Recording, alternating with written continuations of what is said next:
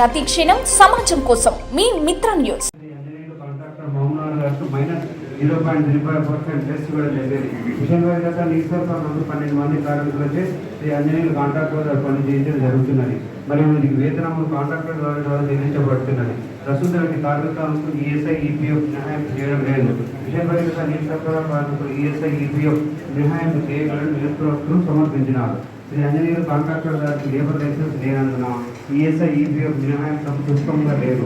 కావున చైర్పర్సన్ మరియు కమిషనర్ వారి ఆదేశాలు కాంట్రాక్టర్ ఏదైనా మహిళా సంఘాలకు బదిలీ చేయటకు మరియు కార్మికుల వేతనాన్ని నిర్ణయించిన ఈఎస్ఐ ఈపీఎఫ్ ఐటమ్ను మహిళా సంఘం ఖాతా నుండి సంబంధిత శాఖలకు చెల్లించడం గౌరవపరచడానికి వస్తే కౌన్సిల్ ముందు ప్రవేశపెట్టారు.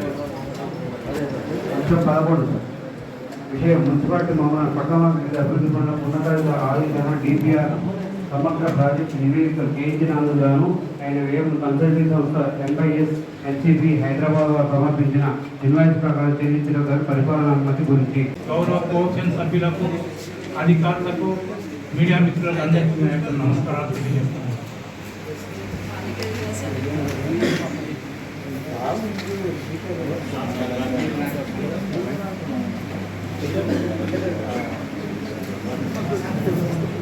ఇప్పుడు